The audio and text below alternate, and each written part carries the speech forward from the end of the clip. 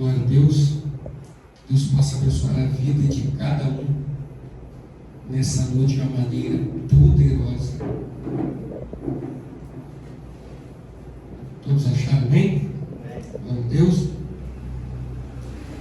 Vai dizer assim a palavra do Senhor: Nadab e Abiú, filhos de Arão, tomaram cada um o seu incensário e puseram neles fogo, e sobre este incenso trouxeram fogo estranho perante a face do Senhor, o que lhes não ordenara. Então saiu fogo diante do Senhor e os consumiu, e morreram perante o Senhor. Amém? Querido, nessa noite eu quero falar de um altar que não se adequa a qualquer fogo.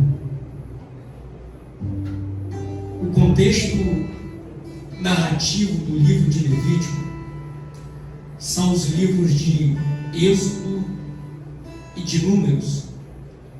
E esses três livros, Êxodos, Levíticos e Números, eles devem ser lidos consecutivamente para que possamos compreender melhor a mensagem do Senhor Jesus.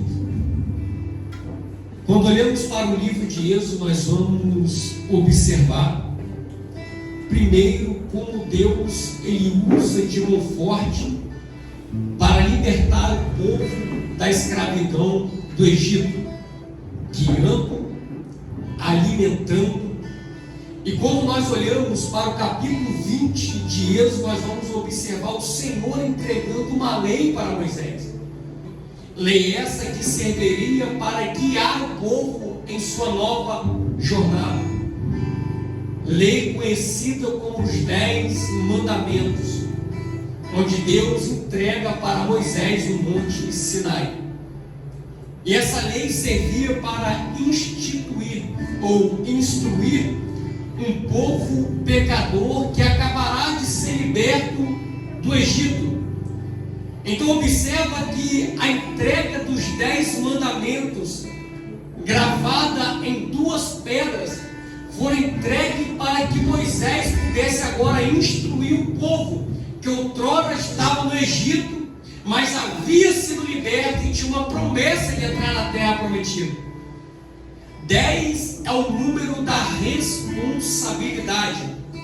E esta lei colocava grande responsabilidade sobre os ombros daqueles que professavam que guardariam os mandamentos de Deus.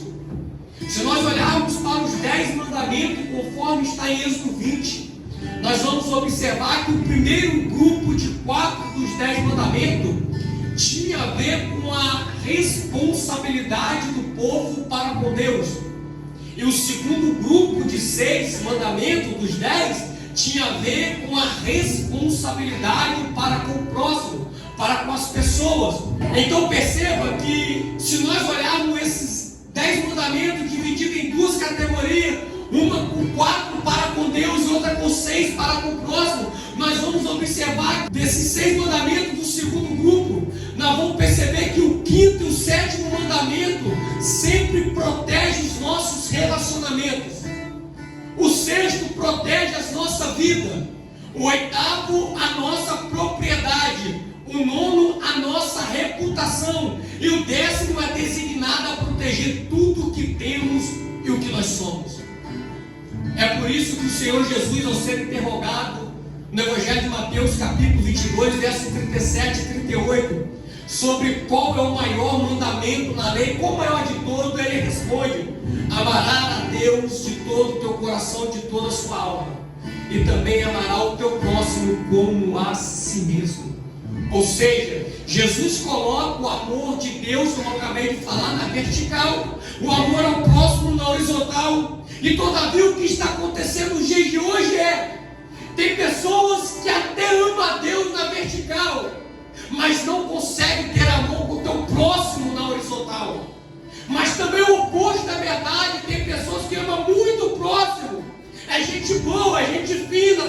mesma pessoa, mas não consegue ter um relacionamento fiel com Deus na vertical. E o que Deus está querendo da igreja é que a estrutura ainda é a mesma. Ela não mudou. Eu tenho que ter responsabilidade para com Deus, mas eu tenho que cumprir o que João falou em sua primeira epístola, dizendo: como pode tu amar a Deus que não vê e odiar o teu irmão que está do teu lado? É impossível amar alguém que eu não vejo e não ter compaixão, afeto, amor pelo meu próximo. Então Deus está dizendo que ainda continua a mesma coisa e não mudou. Se eu não consigo amar o meu irmão, dificilmente eu vou ter amor de Deus. É muito fácil dizer que ama Deus. Difícil é amar quem convive do teu lado. Então o povo foi liberto, receberam a lei, Deus dá uma ordem. E qual ordem é essa? A ordem do capítulo 25, verso 8. Para construir um tabernáculo, pois ele queria habitar no meio do povo. Porque desde que Adão pecou no jardim, Deus não falava mais face a face. Agora ele queria que um tabernáculo fosse erguido. E aqui dessa palavra, para que ele pudesse habitar, é que eles falam que surgiu a palavra Shekinah, a glória, que nem existe essa palavra na Bíblia. Na verdade, a palavra que está escrita ali é Shaham, e não é glória, é habitação, porque a palavra para glória é Kabod. Então agora o Senhor manda eu levantar o tabernáculo. O tabernáculo é levantado no capítulo 40 de Êxodo. O tabernáculo vai ser inaugurado. Um culto vai acontecer. E o que acontece? A glória de Deus, a Kabod, ela desce de forma intensa, que quem estava dentro do culto não conseguia mais ficar de pé, se conter de tanta presença que tinha. Agora observa que Êxodo 40 termina com o tabernáculo sendo inaugurado, cheio da glória de Deus. E Levítico capítulo 1 dá continuidade ao que tinha acontecido no capítulo 40 de Êxodo. Porque diz o texto: chamou o Senhor a Moisés da tenda da congregação. E essa palavra chamada em hebraico, ela tem uma conjunção que dá continuidade, um verbo consecutivo, ou seja, o que termina em Êxodo se continua no livro de Levítico. Então agora o livro de Levítico, do capítulo 1 ao capítulo 10, vai tratar da nossa responsabilidade de adoração para com Deus. Lembra que eu falei no início do culto que a adoração é sacrifício? Só que o fogo já estava aceso desde que a glória desceu em Êxodo capítulo 40. E qual foi o erro de Nadab e Abiú? Foi em não dar continuidade naquilo que já havia acontecido. O culto aconteceu, a glória desceu, encheu a casa. E o que eles fizeram? Não deram continuidade, porque possivelmente Nadab e Abiú participaram do culto de Êxodo 40. Por que eu sei disso? Porque em Êxodo capítulo 28, eles foram consagrados para o ofício sacerdotal. Em Êxodo 29, eles foram lavados com água, santificados, uma condição que indica: vocês estão limpos perante o Senhor, aptos para servir no templo. E qual foi o erro? E qual era a responsabilidade da Nadab e Abiú? Era não deixar o fogo que veio de cima se apagar. Porque Deus diz em Levítico 6:9: Moisés, dá uma ordem para Arão e a seus filhos. Qual ordem era essa? Verso 10: eles têm que tirar as cinzas e colocar a lenha. Por quê? Porque no verso 12: porque o fogo que está sobre o altar arderá nele continuamente e não se apagará. Versículo 13: o fogo não pode se apagar. Então quem era responsável para manter o fogo aceso era quem levou fogo estranho. E qual era a responsabilidade de quem é separado? É não deixar o fogo se apagar. Qual a nossa responsabilidade como crente, servo de Jesus Cristo? É manter a chama do Espírito aceso. A presença que desceu em Atos capítulo 2, ela tem que percorrer e continuar queimando em nosso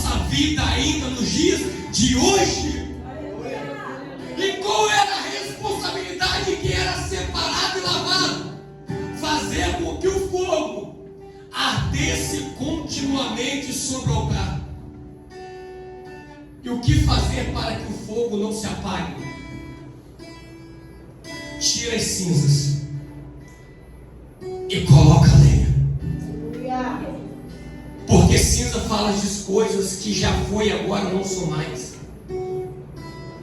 E porque pessoas estão apagadas dentro da igreja, não sente mais o ardor do Espírito Santo.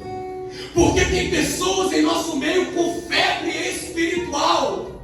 E qual o sintoma da febre? É você sentir frio em lugar quente. É você sentir desânimo, vontade de estar encostado, vontade de estar parado. É você estar num ambiente fervoroso, mas o frio está dentro de você. E porque agora essas pessoas já não sentem mais esse prazer, essa vontade. Observa que a pessoa, quando ela não tem mais o calor do Espírito Santo, qualquer coisa ela para o seu chamado, qualquer coisa ela para o seu ministério, qualquer coisa ela se afasta da igreja, qualquer coisa ela não sente mais vontade de cultuar. Isso se chama apagão espiritual. Mas Deus está dizendo: se tu arrancar as cinzas e colocar a lenha, tem fogo de Deus para queimar na tua vida. Aleluia! Só quem está disposto a retirar as cinzas e continuar colocando lenha para que o fogo não se apague é que sente o queimor, o ardor do Espírito Santo sobre a tua vida. Querido, olha para a cinza. Aquilo que é cinza um dia foi madeira, sim ou não? Cinza pega fogo? Não pega. Um dia ele pegava, mas agora já não pega mais. E qual é o nosso erro? É achar que se nós estamos na presença porque fulano orou, já está bom.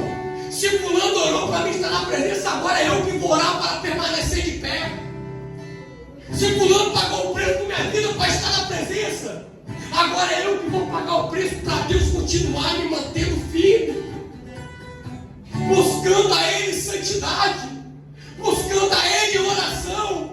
E o que Deus quer da igreja no dia de hoje é que nós saímos do comodismo e partimos para o joelho no chão e clamamos o nome dEle. Buscamos a tua face, buscamos a tua presença.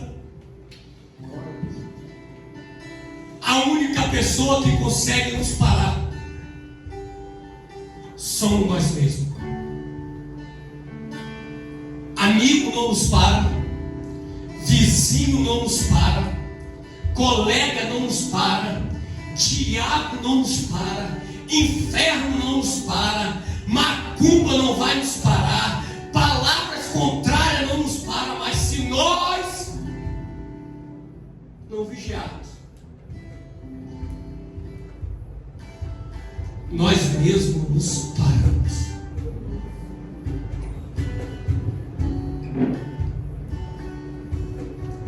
Então o que Deus quer trazer para nós? Um avivamento. E avivamento não é movimento. Porque tem pessoas que acham que irmão é avivado pela quantidade de línguas que ele fala, pelas asas de avião que ele levanta, pelas rodopiadas que ele dá. Nem todo movimento traz avivamento.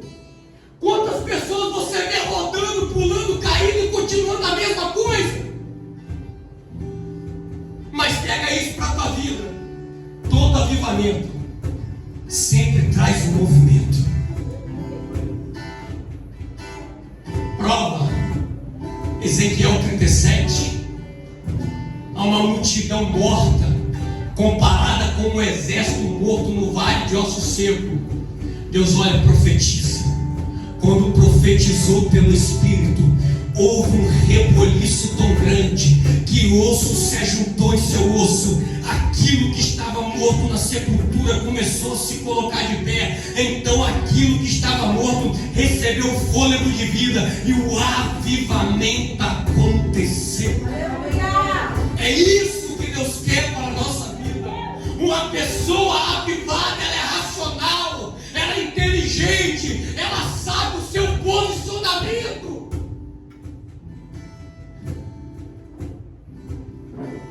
Aleluia. Todavia, a obrigação era: tira as cinzas, coloca a lenha. Só que não é qualquer lenha que pega fogo. Madeira encharcada não pega fogo. Madeira verde não pega fogo.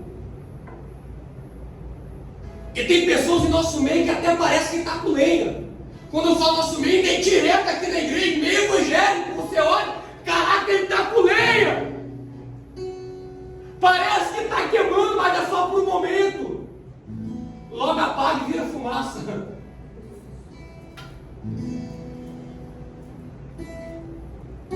São pessoas que vivem de aparência.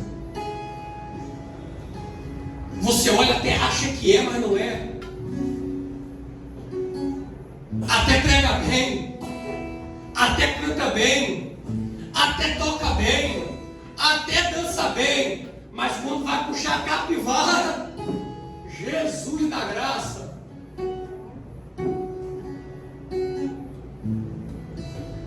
Uma coisa é eu ir na igreja, outra coisa é eu ser igreja. Uma coisa é eu estar no meio de discípulos, outra coisa é eu ser discípulo. O que Deus quer de nós é um verdadeiro arrependimento. Que nós possamos viver o Evangelho de forma intensa. Pagar o preço para que essa chama não venha se apagar. Dedicar a nossa vida inteira para o Reino. Se o capítulo 1 ao 10 de Levítico tem informação da realidade da nossa responsabilidade de adoração para com Deus, logo o relato da morte de Nadab e Abiú foi a respeito do que eles ofereceram perante o Senhor. Porque a adoração não foi correta. Eles substituíram a essência do fogo. Deixaram o fogo verdadeiro para se apegar ao fogo estranho. O fogo apresentado por eles não era fogo que vinha do altar, e sim algumas traduções ou seu significado: fogo ilícito, fogo estranho, fogo alienado, fogo que não era permitido pelo Senhor. Por isso eles foram fulminados pelo Senhor. E qual é a grande pergunta ou a grande questão que rege a nossa vida? Não é se nós estamos participando do culto, e sim o que estamos oferecendo ao Deus do culto. Uma vez que a adoração tem a ver com sacrifício, a pergunta é: o que eu estou entregando no altar?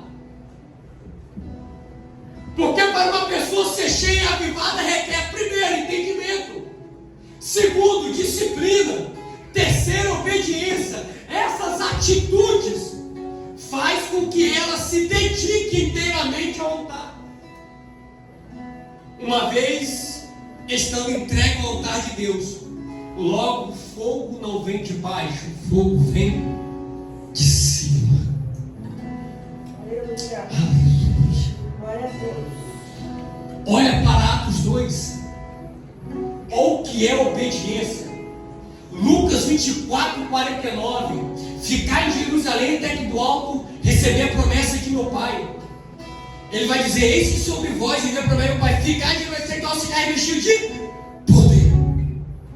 Obediência. Permanecer. O que é disciplina? Atos 1,14. E eles perseveraram na oração. Ou seja, disciplina, perseverança.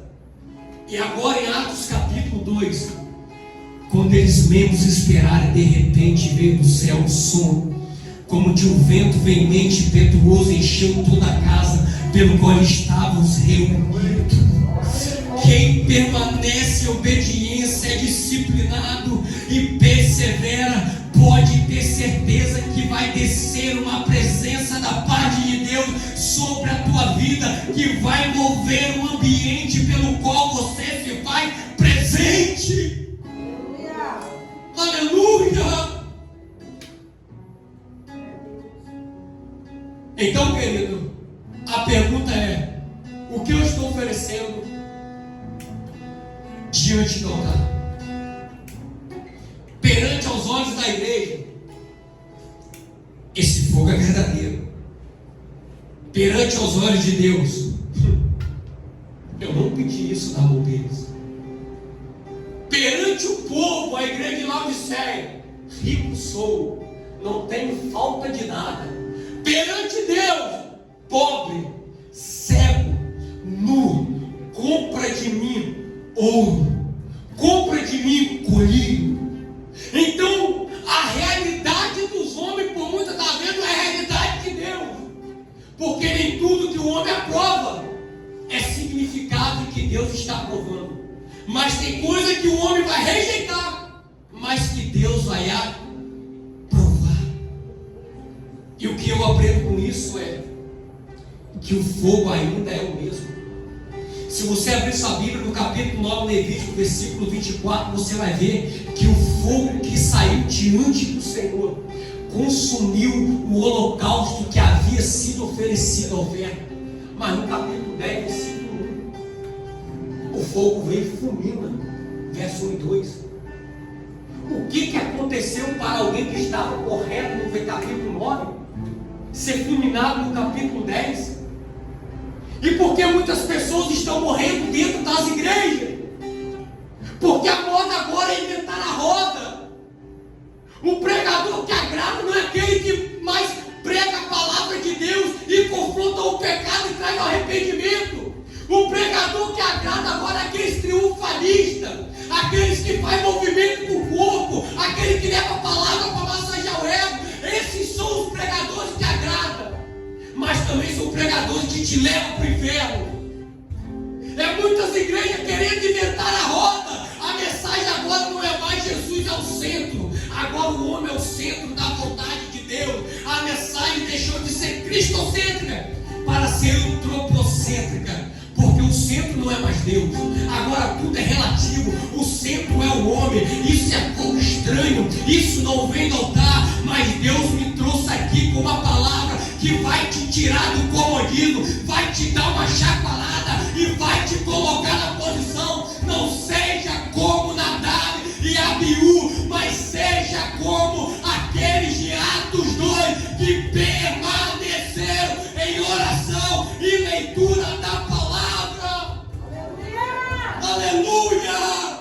Quem não tem intimidade com Deus se afasta do altar. Quem não tem intimidade com Deus não vive na palavra. É por isso que aceita qualquer doutrina. A responsabilidade de nós vermos pessoas mortas dentro da igreja, por muitas das vezes, é de nós líderes que temos medo de pregar a verdade. A verdade confronta, mas liberta. A verdade machuca, mas ela sara. Porque a verdade de Deus não vem com band-aid, ela vem com cicatrizes. Aleluia! Aleluia! Esse mesmo fogo que mata quem não tem compromisso também é o mesmo fogo que batiza com o Espírito Santo. Esse mesmo fogo que mata quem não tem compromisso é o mesmo fogo que enche aqueles que estão dispostos a perseverar. Deus quer que nós saímos do comodismo para ser cheio desse fogo. Aleluia! Deus está disposto a derramar a tua glória, a tua presença sobre nossas vidas. mas depende de nós sairmos do comodismo. A presença de Deus que está sobre esta igreja quer te incendiar nesta noite, quer levantar você de uma maneira tão poderosa que você não vai se mover mais por causa das coisas exteriores, mas você vai se mover pela chama do avivamento que tem dentro de você. Deus quer levantar uma geração, não uma geração que pula e que grita, mas Deus quer levantar uma geração firmada na tua palavra.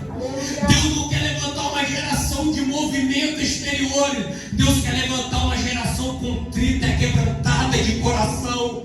Deus não quer levantar uma geração que permanece no culto dos domingos, mas se afasta na quarta, na quinta e na sexta. Deus quer levantar uma geração que queima no domingo, que queima na segunda, que queima na terça, que queima na quarta, que queima na quinta, que queima na sexta. Deus quer levantar uma geração que não vive mais por pregação coach, mas vive pela verdade do evangelho. Deus quer levantar uma geração que vai sair pregando que a obra de Deus ainda é: arrependa-se e crê no evangelho e será salvo tu e tua casa, tu e tua casa, tu e tua casa.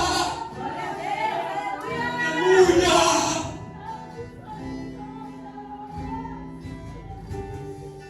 Aleluia!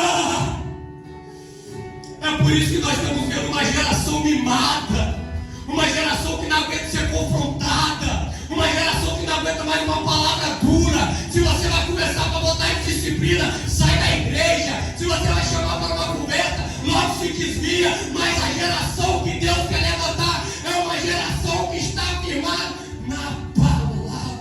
Aleluia! Aleluia!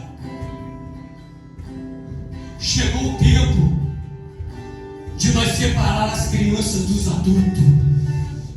Para criança nós vamos tratar com leitinho espiritual, mas para quem é firmado na palavra nós vamos dar mocotó do céu, palavra pesada de direcionamento. Glória a Deus. Aleluia! É só olhar para a nossa geração. Uma geração como Nadab e Abiú, que acha que diante do altar de Deus pode levar qualquer coisa, que pode permanecer em pecado e está tudo bem, que pode fazer o que quer e não tem nada a ver. Uma geração que não aguenta mais ser confrontada pela verdade. Olha para a nossa geração quanto jovem que hoje está dentro da igreja, amanhã está no mundo. É porque não foi confrontado com a verdade do evangelho. Porque o dia que você sentar e pregar a verdade, ela vai permanecer de vez ou vai se desviar de vez.